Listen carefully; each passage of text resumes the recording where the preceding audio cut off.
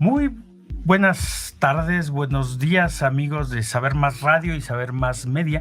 Es un gusto que estén con nosotros, como siempre, en este programa de Saber Más, revista de divulgación de la Universidad Michoacana de San Nicolás de Hidalgo. Yo soy Horacio Cano Camacho, por ahí está Gerardo Ochoa en los controles, y pues le agradecemos mucho al Sistema Michoacano de Radio y Televisión y a Radio Nicolaita, la voz de la Universidad Michoacana.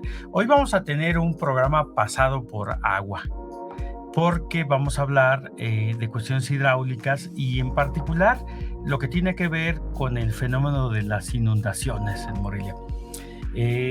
Para esto pues hemos invitado a dos expertos, a dos especialistas, que es la doctora Sonia Tatiana Sánchez Quispe.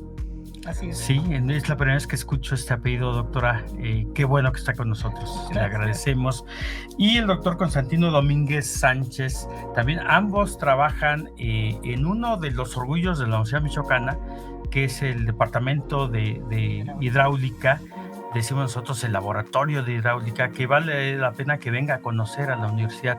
En el Tianguis es una de las áreas más exitosas, porque además de que están muy bien organizados y presentan muchas cosas, de verdad vale la pena conocer este laboratorio, que es único en muchos aspectos en este país, ¿no? Entonces, bueno, aprovechamos nosotros para invitarlos y platicar sobre pues esto que está empezando a ocurrir en Morelia y que ocurre cada año. Fíjense, doctores, que yo soy el fenómeno meteorológico que más me asusta es la sequía. Desde niño yo recuerdo esas imágenes terribles que se tomaban en los periódicos en África, ¿no? Las grandes sequías en África, lo que implicaba el dolor humano, el daño a la naturaleza. Entonces siempre me ha asustado mucho. Entonces cuando empieza a llover, yo de verdad me siento bien y me siento optimista, aunque mi optimismo una semana después empieza a tambalearse, porque resulta que pues hay deslaves, hay inundaciones, los huracanes a veces nos pegan durísimo y pues genera desastres, ¿no? Sin embargo, nos damos cuenta que los huracanes son una bendición para nuestro país, pues es lo que nos trae el agua, ¿no? Y todo eso. Y entonces parece haber una contradicción entre el agua como un recurso indispensable para la vida y un factor de riesgo, ¿no? Y Morelia en particular se caracteriza porque cae un chipi y pues ya se nos inundaron algunas calles, ¿no? Entonces yo quería preguntarles, ¿no? Que ustedes como especialistas en cuestiones hidráulicas, pues nos dieran su visión. Estamos entrando a una crisis del agua, o estamos ya en una crisis del agua, en todo el mundo, por cierto, no solo en México. Entonces, bueno, no hemos visto adecuadamente el agua, no le hemos tomado el interés necesario. ¿Qué es lo que está pasando? Entonces empezamos con la doctora. Bueno, yo creo que desde las universidades sí hemos estado trabajando en relacionado con el agua. Mi especialidad es ingeniería de los recursos hídricos. Existen metodologías, pero cerrar esa brecha de la academia con la aplicación en la problemática real es la que se está trabajando fuertemente. Que les hagan caso. Sí. que no también sepamos aterrizar nuestros trabajos.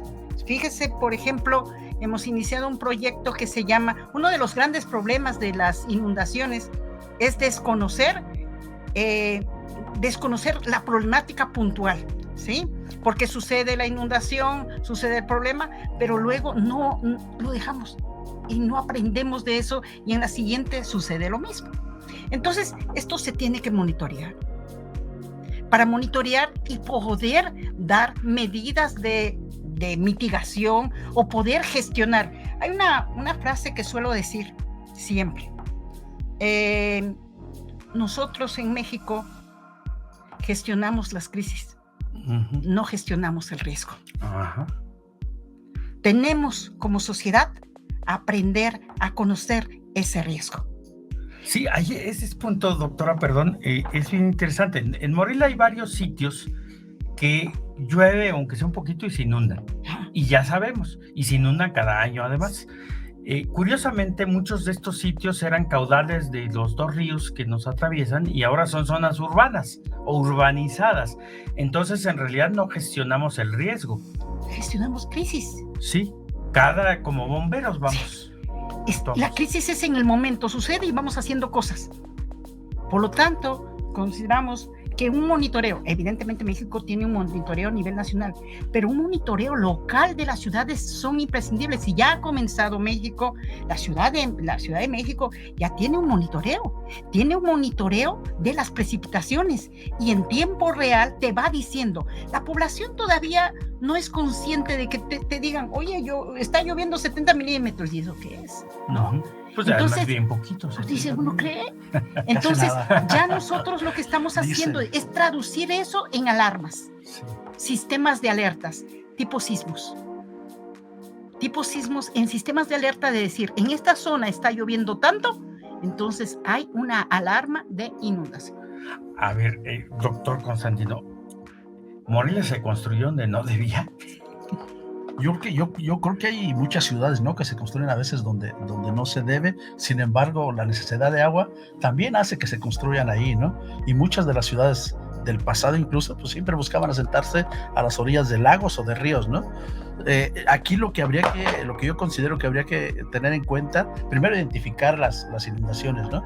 Podríamos hablar de dos tipos de inundaciones, las puntuales, porque hay una incapacidad de drenaje de las ciudades que también hay que mirarlo así, ¿no? No están preparadas para eso y no se diseñan para eso. Llenamos de concreto, de asfalto, esa es otra problemática, ¿no? Y luego la parte de la incapacidad de estos ríos para poder transportar los caudales que se están generando, producto de las propias lluvias, del cambio climático que estamos viendo ahora también, pero además también porque, bueno, lo que dijo, ¿no? Se está también deforestando y se están cambiando los usos de suelo en muchas zonas y no se preparan, no se tienen en cuenta, no se hacen los estudios ni las acciones para poder evitar o disminuir esos problemas que se tienen, ¿no? Lo que decía la doctora, no hemos aprendido a gestionar el riesgo, entonces construimos donde no debemos, pero además de eso, cuando es inevitable, no tomamos las medidas necesarias. No aprendemos. Así es, no se aprende, ¿no? Seguimos haciendo obras, estructuras, lo que usted dice, ¿no? Utilizando a veces poco amigables con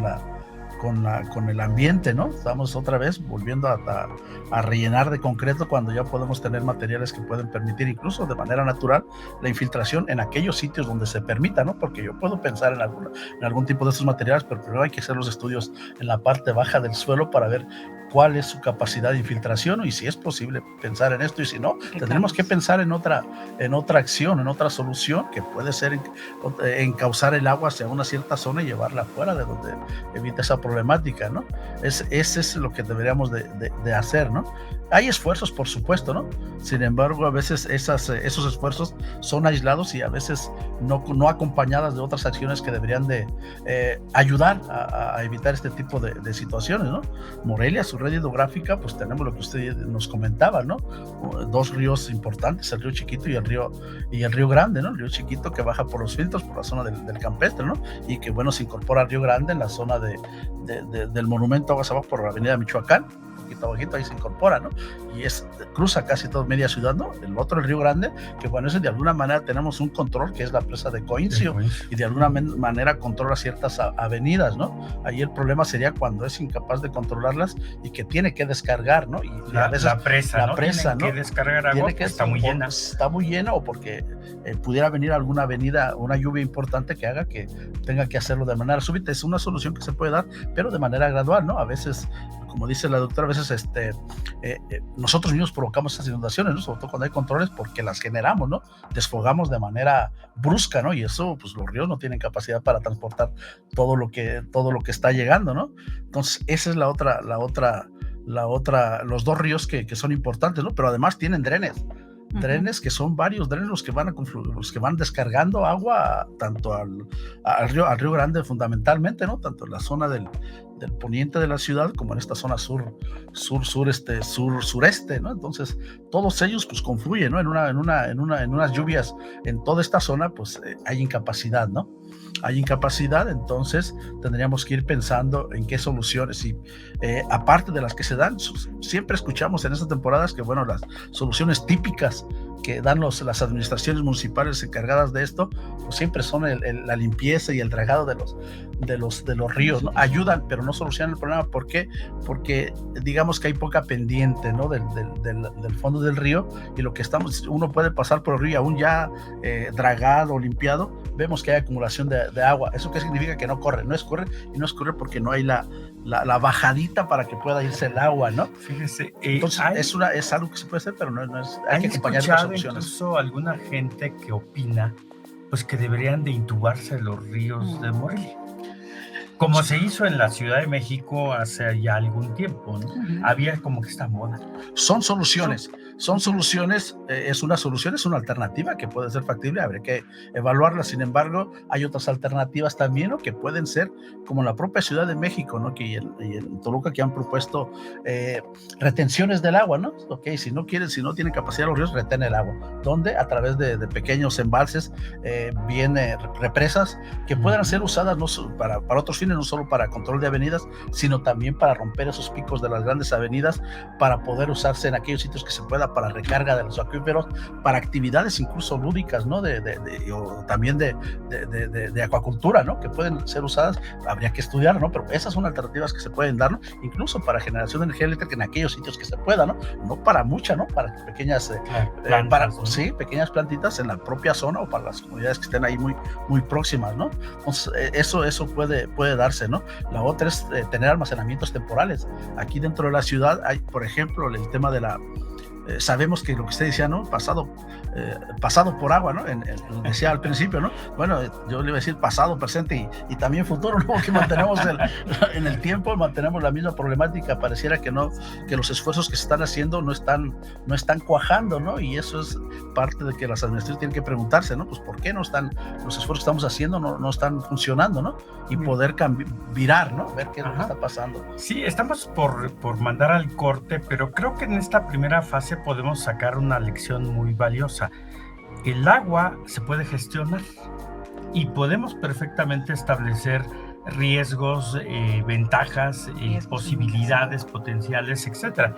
Si hacemos un análisis claro, detallado del recurso, de cómo se mueve, no vamos a cambiar la ciudad de donde está. Esto ya es un hecho, esté bien o mal. Entonces, regresando, platicamos sobre este tipo de posibilidades, ¿sí? ¿Les parece? Claro que sí. Muy bien.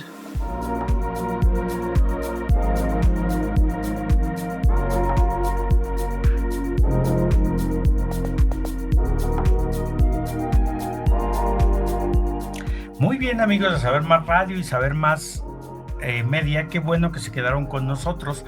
Hoy estamos hablando de agua, inundaciones, riesgos y este tipo de cosas con dos especialistas, el doctor Constantino Domínguez y la doctora Sonia Tatiana Sánchez del Departamento de Hidráulica de la Facultad de Ingeniería Civil. Sí. Ellos son expertos o expertazos, diríamos nosotros, en este tipo de temas. Entonces, bueno, todo lo que quería saber usted sobre inundaciones, pero te me iba a preguntar, pues aquí lo tienen, ¿no? Decíamos en el corte anterior que el agua se gestiona. No es que nosotros padezcamos. Y las dos, ¿no? Tanto la de para uso, para consumo, como el agua, como también la de en exceso. La de en exceso, el drenaje, el agua de lluvia, todo este tipo de cosas. Debemos aprender a trabajarlo. Y yo estaba pensando que ahora también en trabajos que hicieron investigadores de la Universidad Michoacana, que empezaron a detectar la presencia de fallas, pues era muy interesante saber dónde estaban, por dónde corrían, sobre todo a la hora de urbanizar, incluso nosotros como usuarios a la hora de comprar una casa. Pero resulta que el riesgo no es solamente por movimientos del suelo, sino también por la presencia, exceso o ausencia de agua. Entonces también deberíamos aprender a entender cuáles son lugares propicios para urbanizar y cuáles definitivamente no lo son o cumplen otro tipo de papeles. He escuchado que hay tuberías que están contaminadas por la presencia de basureros cercanos, cosas esas que nos hablan de que no se gestionó adecuadamente. Ese es el gran problema. Entonces llegamos a un punto fundamental en el que nosotros quisiéramos tener una especie de plano o de mapa que nos dijera pues cuáles son las zonas adecuadas para ir a vivir ahí, o para urbanizar, o para invertir, o para hacer un parque. Ustedes, tengo entendido que han estado trabajando durante mucho tiempo en este tipo de temas. ¿Por qué no nos platican? Bueno, ¿conmigo? Sí, veo que me mira. Sí. Perfecto. Sí, hemos estado trabajando mucho tiempo. En la anterior parte estábamos hablando de la problemática, y si grabamos esto o si escuchamos de informaciones anteriores, se habla de lo mismo, ¿sí? Que se inunda la misma zona de la ciudad, ¿sí? Entonces esto me lleva a pensar de que no se está haciendo lo suficiente, y es ahí donde ya ha surgido en países desarrollados la gestión de las sequías y la gestión de las inundaciones. Sabemos que estos eventos son eventos extremos que ahora mismo se han intensificado con el cambio climático. Si de pronto habían 3 sequías en 15 años, ahora hay 8 a 10 sequías. O más prolongadas. Sí, más prolongadas y más intensas en lo que se refiere, por ejemplo, a precipitaciones. Si de pronto estaba lloviendo 70 milímetros, ahora está lloviendo 120 milímetros, a veces en el mismo tiempo. Entonces, se está haciendo la situación. Evidentemente, los riesgos hidrometeorológicos han existido siempre, pero se están haciendo más que todo por este cambio climático mucho más fuertes. Entonces, pues hay que tomar medidas. Las medidas que en los países desarrollados se han tomado son los famosos sistemas de advertencia temprana, sistemas de gestión de riesgos, ¿vale? Y para las ciudades, gestión de las inundaciones. Para gestionar las inundaciones, nosotros tenemos que identificar y cuantificar el riesgo. Y para identificar y cuantificar ese riesgo necesitamos la vulnerabilidad física y la vulnerabilidad económica, social, básicamente. Porque yo le doy siempre también un ejemplo a mis alumnos. Viví en España, en Santander, y yo me acuerdo mucho. Yo soy de una ciudad donde no llovía, y recuerdo que llovió todo el día, y para ellos era normal. Yo no salí, dije, todos los charcos que vayan a ver. Al día siguiente, un amigo de la universidad me dice, ¿por qué no vienes? Está lloviendo mucho, le digo. Se va a inundar. No había visto. Me voy a mojar. llover. Y entonces me dice, pero si no pasa nada, Sonia, ve. Bueno, fui impresionada cuando yo veía llover y al poco rato todo eso estaba seco. Entonces allí hay lo que es la vulnerabilidad social. Ujú. Cada ciudad tiene su propia vulnerabilidad, la cual hay que identificarla. Entonces, en eso estamos trabajando. Hemos trabajado en vulnerabilidad física. Senapred tiene ya todas unas metodologías. En las universidades tenemos metodologías bastante ya más finas, relacionadas a identificar esa vulnerabilidad física. Conociendo esa vulnerabilidad, nosotros somos capaces, y conociendo justamente esa cantidad de agua que nos va a llegar, la cantidad, nosotros podemos evaluar ese riesgo. ¿Vale? Identificar ese riesgo no es tan sencillo, como bien lo dijo el doctor Constantino. Hay precipitaciones fluviales, ¿sí? Ya ocasionados por los desbordamientos, pero ahí nosotros hemos visto precipitaciones como locales en sitios donde no hay un río, y de pronto allí toda la calle inundada, ¿sí? Esas son precipitaciones ya locales que están en esos lugares. Entonces, ¿qué vamos a hacer? ¿Qué es lo que está pasando? Primero, tenemos que aprender a identificar ese riesgo. En México normalmente se sacan los famosos mapas de riesgos en función del funcionamiento hidráulico del río, y entonces si se desborda, nosotros decimos todas estas zonas, y lleva razón cuando dice, sí tenemos que identificar las zonas de riesgo para que allí no se construya, pero todavía falta trabajar mucho en la fineza de esos trabajos. Existen las tecnologías. El proyecto ICTI, que el doctor es responsable, nos está apoyando con tecnologías, con equipamiento, porque para eso es el apoyo de la institución. Ese apoyo nos permite comprar software, nos ha permitido comprar equipamiento en la que hemos podido modelar toda la ciudad de Morelia. Y entonces, para determinadas lluvias, nosotros podemos identificar todas ese riesgo fluvial que pueda existir. ¿Para qué? Para que, por ejemplo, no se construyan en esos lugares. Pero además, las grandes precipitaciones no van a desaparecer. Las ciudades tienen que tener sistemas de alerta. Ahora mismo estamos diseñando, tenemos un sistema, se llama Sistema Automático de Información Hidrológica, con estaciones de bajo costo, ¿vale? Intentando colocar en toda la ciudad, vamos a ir creciendo de tal manera, ese sistema ya está funcionando, es en una página web y va mandando información de la lluvia, de ahí donde decíamos, no es suficiente que sepan la cantidad de lluvia, es importante decirles dónde puede afectarles. Y por eso estamos sacando los mapas de vulnerabilidad para que esa lluvia, pero ya no es suficiente tampoco decirles, tanto es la vulnerabilidad, tanto es la lluvia. Ahora vamos a sacarles los mapas de riesgos.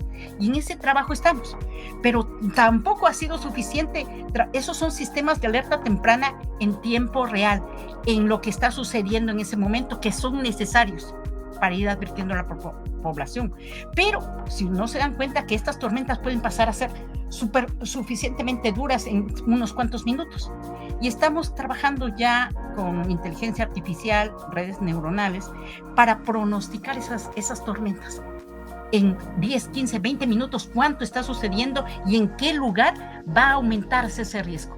Ya a futuro de 10, 15, 20 años. Sí, ahora, pues yo siempre pongo de ejemplo en mis estudiantes cuando hablamos de cuestiones de planificación, la ciudad de Ámsterdam como una ciudad que controla el riesgo, que gestiona, porque gestiona el agua. O sea, ellos están al nivel del mar, incluso abajo en algunos Países Bajos. Y el agua entra, no desecaron, sino conducen el agua por todos lados, la manejan y pueden vivir ahí y viven bastante bien, por cierto, ¿no?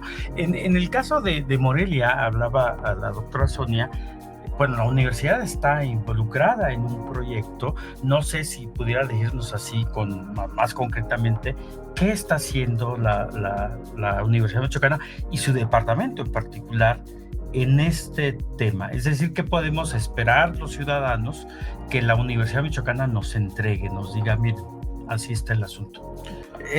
El proyecto se trata de un sistema de mitigación, justamente, ¿no? De mitigación, eliminarlo completamente, los problemas es complicado, no es difícil, sin embargo, vamos a evaluar un sistema de mitigación a través de estos almacenamientos temporales, ¿no? A través de estas estructuras que pudieran proponerse en todos los drenes que retengan el agua, ¿no? Y esa es una manera de poder estimarlo, no solo en términos de superficie inundada, ¿no? Sino también en términos económicos, ¿no? En términos de lo que decía la doctora, vulnerabilidad, ¿no? Porque no es lo mismo la pérdida que puede tener una persona en cierta zona de escasos recursos con otra que tenga otro mayor poder económico, ¿no? Entonces estamos evaluando eso, es un poco difícil, pero bueno, ahora con la información que tiene el propio INEGI, pues bueno, podemos evaluar viviendas, podemos evaluar niveles económicos y personas, ¿no? Que están ahí afectadas, y es lo que estamos trabajando, ¿no? Primero, sin estructuras, es decir, en condiciones actuales, digamos, ¿no? Cómo está manejando ante una avenida, qué es lo que podría ocurrir, con qué superficie inundada tendríamos, qué profundidades del agua se tendrían, y luego si presentamos esta propuesta de acción, un almacenamiento, una represa, pues bueno, veamos en cuánto disminuye esas pérdidas, ¿no? Pérdidas, afortunadamente la ciudad pues no hemos tenido pérdidas humanas, ¿no? Pero el riesgo también está creciendo, ¿no? Si no hacemos nada, y a lo mejor en el futuro ojalá y no, pero podemos ya tener pérdidas humanas, ¿no? Ahorita hay riesgos de salud porque pues también si nos metemos en el tema de los ríos cuando son por desbordamiento, Río Grande y Río Chiquito pues llevan aguas están contaminadas, ¿no? Que cuando hay un desbordamiento pues va a parar a las viviendas, ¿no?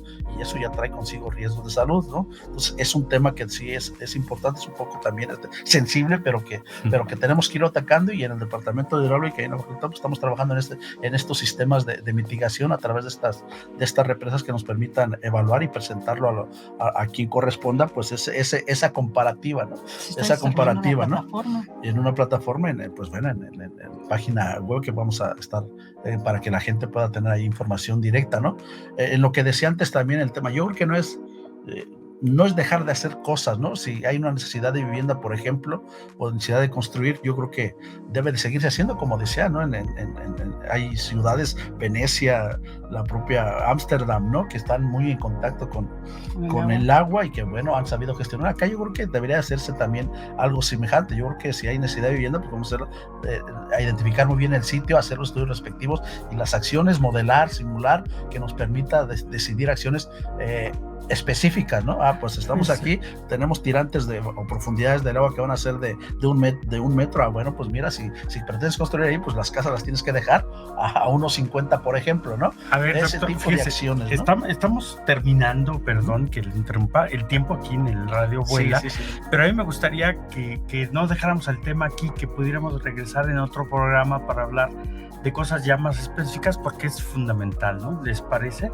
Pues yo les quiero agradecer nosotros su presencia y bueno, pues decirles que vamos a seguir hablando de este tema y pues nos vemos en la siguiente. Amigos de Saber Más Media, si se pueden quedar un ratito, podemos redondear algunos de estos temas. Hasta luego.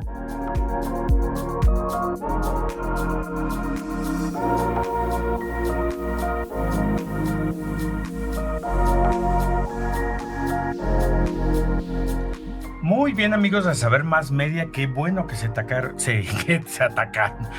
quedaron con nosotros. Estaba pensando, no sé en qué, en un ataque de risa o algo así. Estamos hablando, pues, de gestión del agua. Creo que deberíamos de llamarle a este programa mejor, ¿no? Sí, Morelia es una ciudad, pues además de muy bonita, todavía habitable en muchos sentidos, vivible, pero que ya muestra grandes problemas de muchas naturalezas, ¿no? Pero en particular el agua en esta temporada que se nos está acercando, ahora nos anuncian la llegada de este fenómeno meteorológico del Niño, y pues Michoacán está de las zonas que va a llover un montón, aunque otras zonas se van a caracterizar por sequías, lo cual pues resulta paradójico, ¿no? Mientras acá nos andamos inundando, en otros lados no tienen agua, ¿no? Que eso también nos habla de una necesidad de pues aprender a gestionar un recurso que ya de entrada pues está en crisis de muchas formas, ¿no? De muchas maneras. En el corte anterior, en el programa de radio, nos estaban hablando de que, bueno, hay, y no pretendemos agotar el tema en este programa, pero hay algunas alternativas, y yo estaba pensando de muchas ciudades que eran atravesadas por ríos que terminaron siendo canales de aguas sucias. El mismo Madrid, ¿no? El río Manzanares, estaba terrible, ahí nadie se paraba, y ahora se estaba convirtiendo en una zona de paseo, sí, donde la gente va, ya aparecen los patos, ya he visto patos yo ahí, sí, nadando, y cosas de este tipo. Y bueno, hay muchas otras ciudades que han convertido estos ríos en un sistema de gestión de agua y que, bueno, se convierten además en paseos, en espacios bonitos, ¿no? También la presencia de humedales. Seguramente ustedes han trabajado con biólogos en la importancia del humedal como un sistema de filtro, sí, de purificación del agua. Bueno, hay zonas que definitivamente se desurbanizan, para decirlo de alguna manera, y se convierten en un pequeño humedal, que además luego es natural, naturación se le llama al efecto, estoy pensando, donde empiezan a llegar aves y empiezan a llegar y se convierte en un lugar interesante de observación. Bueno, estas pequeñas represas de las que hablaba, pues a lo mejor son posibles. Fuera del aire nos platicaba de estas zonas de canchas que luego se inundan en época de lluvias y no sirven para lo que fueron concebidas. Entonces a lo mejor pudieran ser sitios de recarga natural o de retención de agua, ¿no? Pues sí, de eliminación del riesgo de inundación aguas abajo, ¿no? De esos ríos. Yo comentaba eso que nos decía, ¿no? Que hay zonas que tienen una vocación de captación del agua, de escurrimiento, va a llegar ahí directamente, ¿no? Porque son zonas bajas. Entonces, en el tema de las canchas de fútbol de la Liga Municipal, yo creo que habría que evaluar, explorar una alternativa de que esa zona se deje como almacenamientos temporales y poder trasladar a esas canchas a otra zona con menos riesgos, ¿no? Como le comentaba, las canchas de lo que era el Monarcas Morelia, ahora Atlético Morelia, bueno, no sé si sigan perteneciendo al Atlético Morelia, las trasladaron a la parte donde no hay riesgo de inundaciones, ¿no? Zonas altas donde no tienen ningún problema, ¿no? A lo mejor este tema debería de darse así, ¿no? Y explorarlo, las autoridades que correspondan, explorar este tema y empezar a analizar, y a lo mejor eso a la larga podrá evitarnos dolores de cabeza, ¿no? El otro tema también yo creo que debemos de dejar de utilizar las calles como vehículo de escurrimiento de agua, ¿no? Porque tiene problemáticas de riesgo de accidentes a la gente. Lo vimos porque el presidente ahí empujando un taxi, ¿no? El actual, ¿no? Bueno, lo hizo, ¿no? Pero también debemos evitar eso, ¿no? Yo creo que tendremos que, por eso, porque es un daño para las personas, pero además con el paso de los vehículos, pues estamos dañando el pavimento, ¿no? Y por eso cae que los baches y que empieza con un pequeño deslizamiento de la carpeta y pues empezará a erosionarse y a generar con la propia agua y con el paso de los vehículos, ¿no? Y por eso tenemos esa problemática también. Debemos, yo creo, cambiar esa manera de ver las calles de esa zona, dejando dentro de las ciudades tenemos parques, tenemos camellones, tenemos áreas que podríamos cambiarles esa vocación y dejar que el agua vaya a parar allí de manera temporal o momentánea, ¿no? Sí, que eso puede ser, ¿no? Me interesa porque hace rato que ustedes hablaban pues, de la cuestión de la gestión del agua, también requiere un cambio de conciencia ciudadana. Es decir, que nosotros también nos involucremos y que los pequeños espacios de los que disponemos, estos camellones, hay unos camellones amplios. En las colonias hay parques que podemos llevar el agua ahí, ¿no? Las zonas de donación que terminan siendo cualquier otra cosa menos un parque, pues que empezáramos a pensar en eso como nuestra contribución. Pero hay un fenómeno, por necesidad de espacio, mucha gente elimina sus pequeños jardincitos y pues les pone concreto y construye algo sobre eso. Pero hay tecnologías, entiendo, estas de recuperación de agua, de lluvias y estas cosas, captación de agua, que a lo mejor pudiéramos comenzar ya a ensayar con ciertos fines. Bueno, ustedes son ingenieros, esto es, afortunadamente no son arquitectos que van a echar bronca, pero el tinaco del agua está como a 15 metros tubo.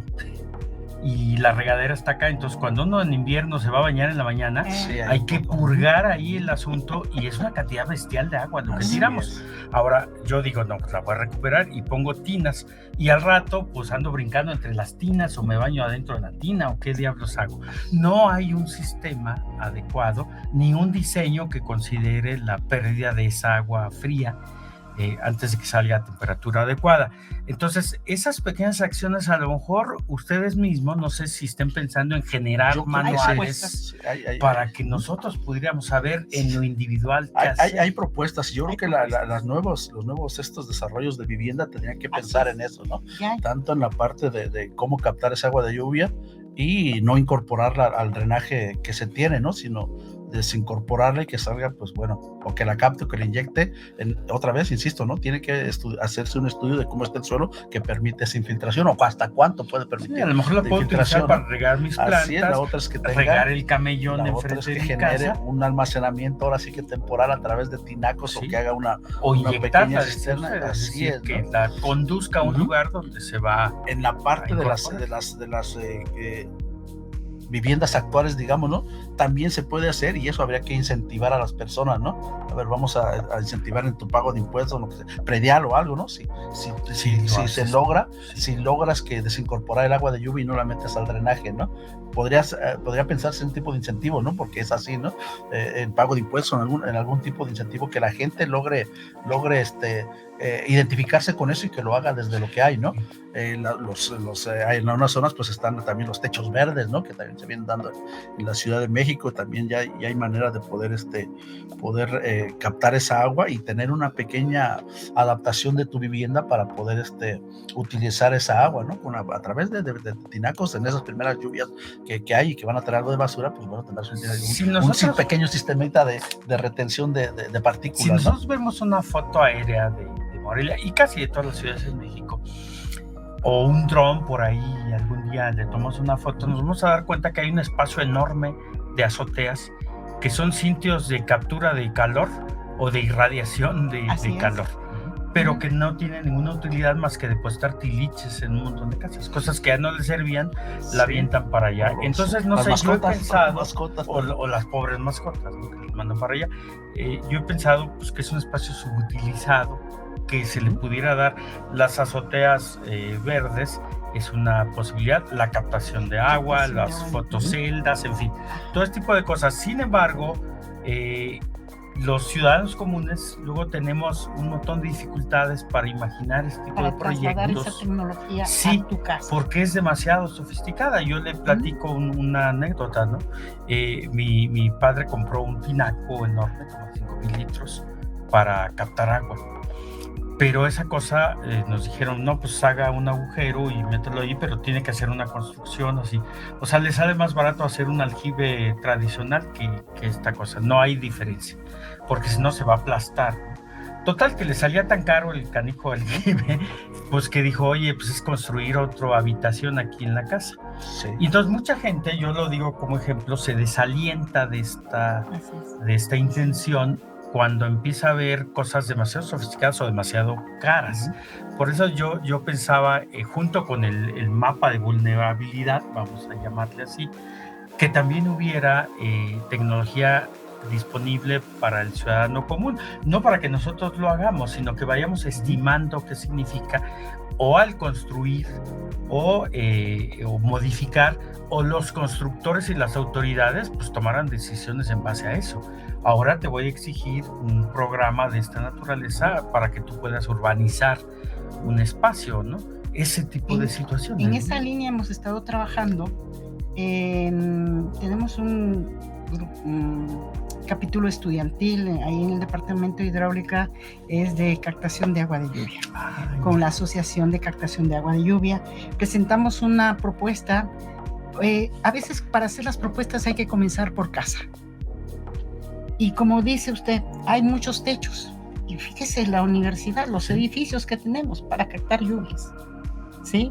Y estamos justamente planeando en un momento determinado la captación ahí en el laboratorio, ¿sí? El laboratorio del agua de lluvia. Estábamos buscando presupuestos.